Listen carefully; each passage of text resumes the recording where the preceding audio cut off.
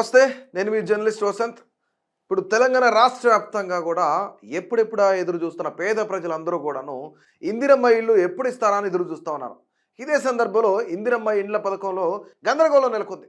కేవలం 600 గజాలకు మించితే బిల్లు రద్దని చెప్తున్నారు. అంటే కేవలం 600 చదరపు గజాలు మించకూడదు. 600 చదరపు గజాలు మించకూడదనేది ప్రభుత్వం పెట్టిన ఇప్పుడు ఒక నిబంధన, కొత్త నిబంధన.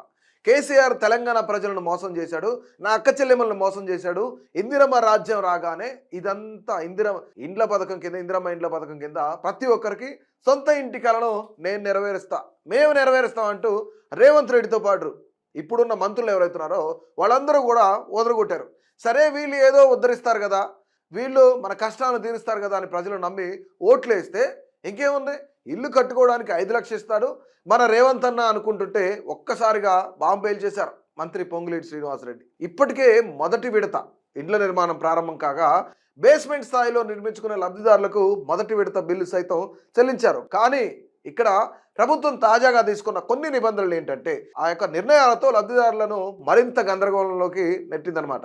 నిబంధనలను పాటించని కొందరు లబ్ధిదారులకు ఏకంగా బిల్లు ఆగిపోవడం కూడా జరిగింది. ఇది చాలా ఆందోళనకరంగా మారింది. ఇక తాజాగా ప్రభుత్వం నిర్ణయం తీసుకున్న కొన్ని నిర్ణయాలు, తాజా నిబంధనలు మనం చూసినట్లయితే, అంటే గతంలో వీళ్ళు అధికారంలోకి రాకముందు ప్రచారం చేసేటప్పుడు ఇంత పరిమాణంలోనే ఇన్ని గజాల్లోనే ఇంతే ఉండాలి, ఇంతే వైశాల్యంలో ఉండాలని ఎక్కడా చెప్పిన దాఖలాలు లేవు. మీకెందుకు, మీరు ఖాళీ స్థలం ఉంటే నాకు చూపించండి, 5 లక్షలు డబ్బులు ఇస్తా, లేదంటే స్థలం కూడా లేకపోతే ప్రభుత్వమే భూమి ఇస్తుంది, జాగిస్తుంది, తర్వాత 5 లక్షల రూపాయలు డబ్బులు కూడా ఇస్తుందని చెప్పేసి ప్రభుత్వమే చెప్పింది. వాళ్ళు ప్రచారంలో ఉన్నప్పుడు చెప్పారు. సో ఇక్కడ మరీ ముఖ్యంగా మనం చూసినట్లయితే 60 గజాల లోపే ఇంటి నిర్మాణం ఉండాలి అని చెప్పేసి మొదటి నిబంధన. రెండవది, బ్యాంకులో క్రాప్ లోన్ 50,000కు మించి ఉండకూడదు. ఇక్కడ చాలా సీరియస్గా, ఇది 60 గజాలు అయితే 60 గజాలకు మించి ఉండకూడదు. ఇక 50,000 రూపాయలు క్రాప్ లోన్ మించి ఉండకూడదని చెప్తున్నారు. అంటే 1 ఎకరా పెట్టుబడి సంవత్సరానికి ఎంత అవ్వచ్చు? ఫర్ ఎగ్జాంపుల్ ఒక 2 ఎకరాలకి దాదాపుగా 1,00,000 రూపాయల పైన అవ్వచ్చు కదా, 1,00,000 రూపాయల పైనే అవ్వచ్చు, అయ్యే ఛాన్స్ ఉంది. ఈ 1,00,000 రూపాయలు ఎక్కువ అయ్యే ఛాన్స్ ఉంటే మరి 50,000 రూపాయలు 50,000 లోపే ఎట్లా ఇస్తారు? నాకు అర్థం కావట్లేదు. మరొకటి ఏంటంటే కుటుంబానికి సొంత ట్రాక్టర్ ఉండకూడదు. ఇక్కడ చాలా క్లియర్గా ఏంటంటే కొన్ని ప్రాంతాల్లో, కొన్ని విలేజెస్లో ట్రాక్టర్ ఎలిజిబిలిటీ అయిన వాళ్ళ పేరు మీద మరొక బంధువో ఇంకో వ్యక్తో ట్రాక్టర్ తీసుకునే అవకాశం ఉంది. అంటే ఇప్పుడు వాళ్ళకి ఇల్లు కూడా లేదు, కానీ ఎలిజిబిలిటీ ప్రకారం ట్రాక్టర్ వేరే వాళ్ళు తీసుకున్నారు అనుకోండి, అంటే ఈ పేద కుటుంబం బలైపోయినట్లే కదా. ఇప్పుడు కుటుంబానికి 2.5 ఎకరాల కంటే ఎక్కువ జాగా ఉండకూడదు, ఎక్కువ ల్యాండ్ ఉండకూడదు, పొలం ఉండకూడదు అని చెప్తున్నారు. అంటే ఎప్పటి నుంచో, తాతల కాలం నుంచో లేదంటే వాళ్ళ కాలం నుంచో వ్యవసాయం కోసమే మాత్రం, వ్యవసాయం మీద ఆధారపడి బ్రతికే చాలా కుటుంబాలు ఉన్నాయి. వీళ్ళకి కుటుంబానికి 2.5 ఎకరాల కంటే ఎక్కువ ఉండకూడదు. అంటే 1 ఎకరం ఎక్కువ ఉండొచ్చు, 2.5 ఎకరాలు ఉండొచ్చు. అంటే వీళ్ళ పరిస్థితి ఏంటి? ఇప్పుడు వాళ్ళకి ఇల్లు లేనట్టేనా?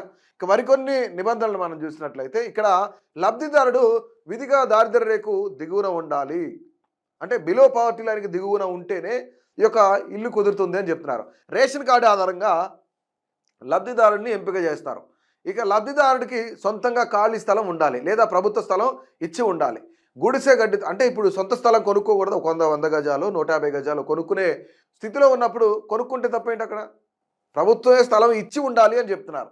ఇక గుడిసె గడ్డితో పైకప్పును నిర్మించిన ఇల్లు, మట్టి గోడలతో నిర్మించిన తాత్కాలిక ఇల్లుగా వారికి కూడా పథకం అర్హులే అవుతారు. సో ఇక అద్దె ఇంట్లో ఉన్న లబ్ధిదారులు కూడా అర్హులే. ఇక వివాహమై ఉమ్మడి కుటుంబంలో ఉంటున్న లబ్ధిదారుడుగా ఎంపిక చేస్తారు. ఒంటరి మహిళ, వితంతు మహిళలు కూడా లబ్ధిదారులే. లబ్ధిదారుడు గ్రామం లేదా మున్సిపాలిటీ పరిధి వారే ఉండాలి. ఇళ్ల మంజూరు చూసినట్లయితే ఇందిరమ్మకు సంబంధించి ఇందిరమ్మ ఇంటిని మహిళల పేరు మీదనే మంజూరు చేస్తారు.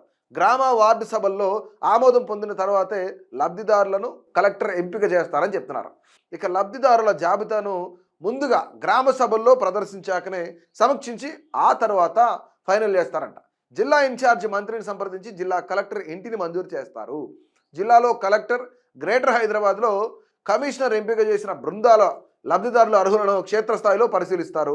400 చదరపు అడుగుల్లో ఇంటి నిర్మాణం చేపట్టాలి. కిచెన్, బాత్రూమ్ ప్రత్యేకంగా ఉండాలి.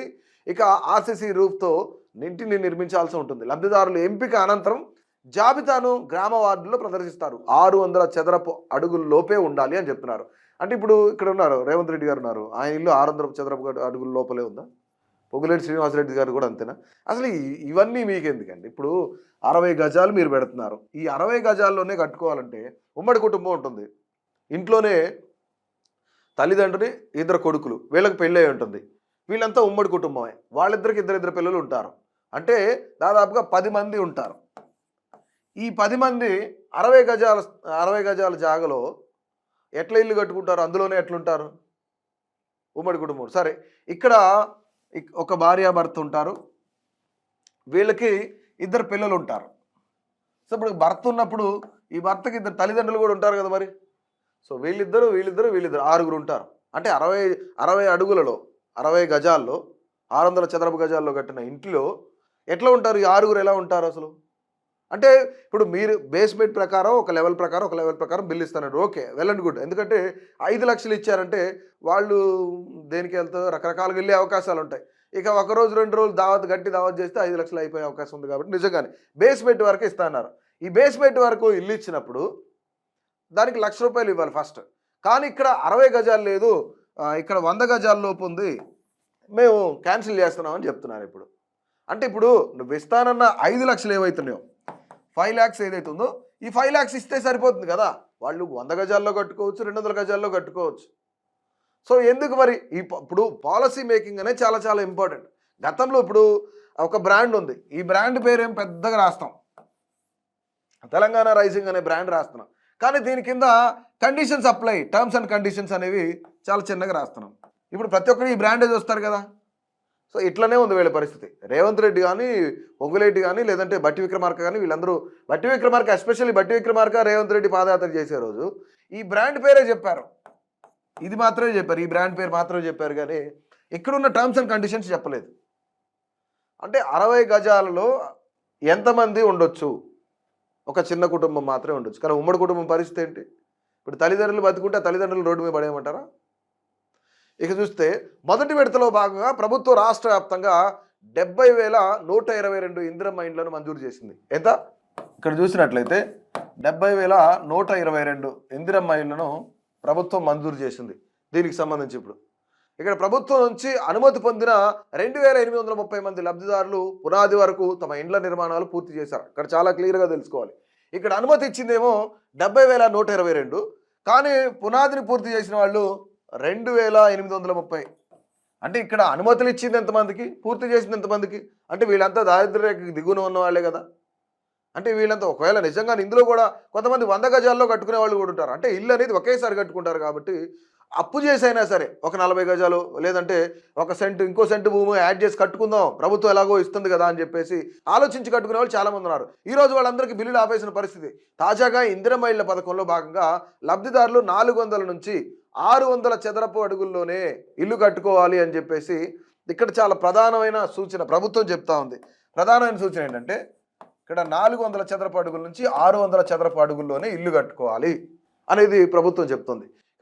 ఇక్కడ ముఖ్యంగా మనం చూసినట్లయితే ప్రభుత్వం చేపట్టిన ఈ నిబంధనలతో చాలామంది గందరగోళంలో పడ్డారు. దీంతో కొందరు లబ్ధిదారులకు తొలి విడత రావాల్సిన ₹1,00,000 సాయాన్ని కూడా పొందలేకపోతున్నారు. 600 చదరపు అడుగులు మించి నిర్మాణం చేపట్టడంతో వారు బిల్లు ఇచ్చేందుకు అధికారులు నిరాకరిస్తున్నారు. ఇక పునాదులు మార్పులు చేపడితే మళ్ళీ తొలి విడత సాయం ₹1,00,000 అందిస్తామని చెప్తున్నారు. అంటే ఇప్పుడు ఒక 120 గజాల్లోనో 100 గజాల్లోనో ఇది బేస్మెంట్ వేశారనుకోండి, దీన్ని మళ్ళీ 60 గజాల్లోనే చేయమని అడుగుతున్నారు ప్రభుత్వ అధికారులు. ఇటు మంత్రి పొంగులేటి శ్రీనివాసరెడ్డి కూడా సీరియస్గా చెప్పారు. సీరియస్గా అధికారులకు వార్నింగ్ ఇచ్చారు. సెర్చ్ చేయండి, ఎక్కడెక్కడ ఎక్కువ కట్టారో వాళ్ళందరూ అనర్హులు, అర్హులకు మాత్రమే ఇద్దాం. అంటే ఇంతవరకే ఇస్తానని మీరు ప్రచారంలో చెప్పలేదుగా. ఇంతవరకే ఇస్తానని కేసీఆర్ మోసం చేశాడు, నాకు ఓటేయండి అని అడిగే టైంలో ఇంతవరకే ఇస్తానని చెప్పలేదుగా. మీరు ₹5,00,000 ఇల్లు ఇస్తానన్నారు, 5 లక్షలు ఇస్తానన్నారు ఇల్లు కట్టుకోవడానికి. దీంతో వాడు ఖాళీ జాగా ఇస్తానన్నారు. ఇక్కడ ఇలా రాష్ట్ర వ్యాప్తంగా చూసుకుంటే 280 మందికి పైగా లబ్ధిదారులు ఉన్నారని తెలుస్తుంది. వారం రోజుల్లో రెండో జాబితా కూడా వచ్చే అవకాశం కనిపిస్తుంది. ఇప్పటికే మొదటి విడత జాబితాను అధికారులు ప్రకటించగా నిర్మాణాలు సైతం ప్రారంభమయ్యాయి. అయితే మధ్యలో ఎన్నికలు రావడంతో రెండో విడత ఎంపిక ఆలస్యమైంది. ఎన్నికల హడావుడి, ఎన్నికల కోడ్ సైతం ముగియడంతో రెండో జాబితాను అధికారులు రిలీజ్ చేయబోతున్నట్లు తెలుస్తుంది. ఇప్పటికే కలెక్టర్ల ద్వారా లబ్ధిదారుల జాబితాను రాష్ట్ర గృహ నిర్మాణ శాఖ అధికారులు తెప్పించారనమాట. ఇక మొదటి ఇందిరమ్మ ఇండ్ల నిర్మాణాలు మరింత స్పీడప్ చేయాలని కలెక్టర్లు, అధికారులు ఎప్పటికప్పుడు ఆదేశాలు జారీ చేస్తూ ఉన్నారు. అందులోనూ 400 నుంచి 600. అంటే ఇదనేది ఇక్కడ చాలా చాలా ఇంపార్టెంట్. నొక్కి మరీ చెప్తున్నారు. 400 నుంచి 600 చదరపు గడువుల లోపే ఇండ్ల నిర్మాణం జరగాలి. ఇక నిబంధనలను ప్రజల్లో విస్తృతంగా ప్రచారం చేయాలి. ప్రచారం చేసి ఎన్నికలకు ముందు ప్రచారం చేసినట్టు చేయాలని చెప్తున్నారు ఇప్పుడు. గృహ నిర్మాణ శాఖ అధికారులు కూడా జిల్లా యంత్రాంగాలకు ఆదేశాలు జారీ చేస్తున్నారు. అయితే ఇప్పటికే కొంతమంది లబ్ధిదారులు మాత్రం మొదటి విడత బిల్లులకు దూరంగా కాగా మరోసారి ఇలా రిపీట్ కాకుండా అధికారులు చర్యలు తీసుకుంటున్నారు.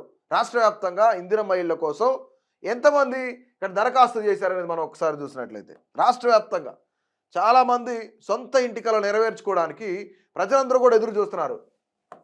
ఇక్కడ 77.18 లక్షలు అంటే దాదాపుగా 77,20,000 ఇంతమంది దరఖాస్తు చేసుకుంటే వాళ్ళలో ఎంతమందికి వచ్చినాయి అసలు కేవలం 46.07% మాత్రమే. 46.07% ప్రజలకు మాత్రమే. 70 లక్షలు ఎక్కడా 46% అంటే దాదాపుగా సగం కూడా రాలేదు. వీళ్ళందరికీ ఈరోజు అర్హులు ఇంతవరకే అర్హులు మాత్రం వీళ్ళంతా. కానీ ఇక్కడ సగం రాని వాళ్ళు ఎంతమంది ఉన్నారు చూద్దామా.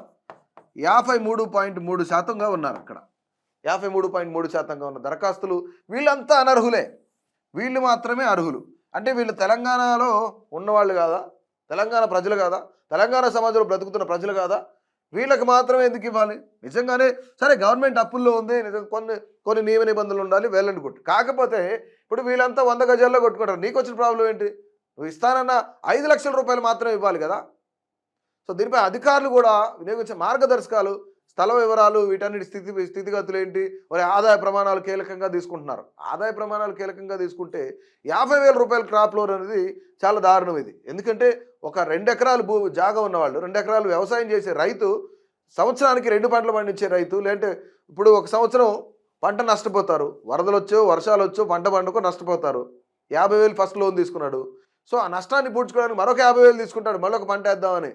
అంటే ఇప్పుడు వాళ్ళకి ఇల్లు లేనట్లకి. ఇప్పుడు అధికారులు కూడా నిర్వహించిన సమగ్ర పరిశీలనలో మనం చూస్తే 36.03 లక్షల మంది దరఖాస్తులు అన్ని అర్హత ప్రమాణాలు కలిగి ఉన్నట్లు. అంటే కేవలం ఇక్కడ మనకి ఎంతమంది 36.03 లక్షలట వీళ్ళు మాత్రమే.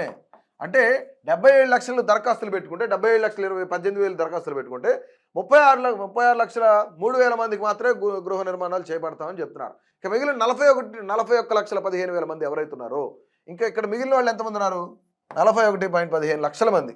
అంటే 41 లక్షలు, దాదాపు 41,15,000 మంది దరఖాస్తులను అనర్హులుగా తేల్చారు. వీరంతా దారిద్ర్య రేఖకు బిలో పవర్టీ లైన్ ఎగువ ఉన్నవారని అధికారులు నిర్ధారించారు. ఏ ప్రాతిపదికన నిర్ధారించారు? ఇక్కడ అర్హులు అనర్హుల వివరాలను గృహ నిర్మాణ శాఖ L1, L2, L3 ప్రత్యేక జాబితాను వర్గీకరించి సిద్ధం చేసింది. పట్టణాల్లో కనీసం 500 ఇళ్లను కేటాయించాలని. అంటే పట్టణ ప్రాంతాల్లో కనీసం 500 ఇళ్ళే. అంటే ఈరోజు గుడిసె చిన్న ఊరు హైదరాబాద్ శివార్లనో, సికింద్రాబాద్ శివార్లలోనో, మహానగరం శివార్లలో కేవలం 500 మందే ఉంటున్నారా? గుడిసెలు వేసుకొని అద్దెలకు ఉండేవాళ్ళు, నానా ఇబ్బందులు పడేవాళ్ళు, వేరే వేరే పల్లెటూరు నుంచి వచ్చి 5,000, 6,000 రెంట్లు కట్టుకుంటూ ఒక 20,000 ఉద్యోగం చేసుకుంటే ఇక్కడ ఉన్న వాళ్ళందరికీ కేవలం 5,000 ఇల్లు ఎట్లా సరిపోతాయి? అయితే అనర్హులని తేలితే ఇండ్ల నిర్మాణం మధ్యలో ఉన్న రద్దు చేస్తామని హెచ్చరిస్తున్నారు. అంటే ఈ డబ్బులన్నీ ప్రభుత్వ ఆస్తులన్నీ నష్టమే కదా. ప్రభుత్వానికి సంబంధించిన డబ్బులని ప్రజాధనం మొత్తం వృధా చేయడమేనా? ఇప్పుడు 100 గజాల్లో ఇల్లు కట్టుకుంటే ప్రాబ్లం ఏంటి అసలు? అది ఎప్పుడో ఒక 20 ఏళ్ల క్రితం ఒక 20,000కో 10,000కో వచ్చింది. సో దాని వాల్యూ ఈరోజు పెరిగి ఉండొచ్చు. కానీ అప్పుడు కొనుక్కున్న దానికి ఇప్పుడు కొనుక్కున్న దానికి ఎలా టాలీ చేస్తారు? అంటే 60 గజాల్లోనే కట్టుకోవడం అనేది కరెక్ట్ కాదు. సో నిజంగా ఇప్పుడు ఈ 60 గజాలకు మించితే ఖచ్చితంగా బిల్లులు రద్దు చేస్తాం, క్లియర్గా ఇక్కడ నిర్మాణాలు ఉన్నా సరే మధ్యలో రద్దు చేస్తామని చెప్పేసి ఈరోజు పొంగులేటి శ్రీనివాసరెడ్డి మంత్రి గారు చెప్తున్నారు. సో దీనిపైన ఓవరాల్గా తెలంగాణలో ఉన్న ప్రజలందరూ ఏమనుకుంటున్నారు? నిజంగానే 60 గజాలలోనే ఇల్లు కట్టుకోవడం సాధ్యమవుతుందా? కట్టుకున్నా సరే అందులో ఒక కుటుంబం, చిన్న కుటుంబం ఉండటానికి తల్లిదండ్రి అలాగే పిల్లలు ఇద్దరు, ఇక్కడ సంబంధించి ఇప్పుడు పెద్దవాళ్ళు 2 ఉంటారు కదా ఇంట్లో, ఎలాగో 6గురికి 60 గజాల్లో ఎలా ఇల్లు సరిపోతుంది అనేది ఇక్కడ ఒక పెద్ద ప్రశ్నే. దీంతో పాటుగా ఇప్పటికే దాదాపుగా ఎంతమంది 41 లక్షల మందికి పైగా వాళ్ళందరినీ అనర్హులుగా చేర్చారు. అంటే 53.3% మంది 77,18,000 మంది దరఖాస్తులు చేసుకుంటే అందులో సగానికి పైగా వాళ్ళందరినీ వీళ్ళు అనర్హులు అని తేల్చేశారు. సో దీనిపైన ప్రభుత్వ వైఖరిపైన విధించిన నియమ నిబంధనలపైన ఈ యొక్క అభిప్రాయాన్ని తప్పకుండా తెలియజేయండి.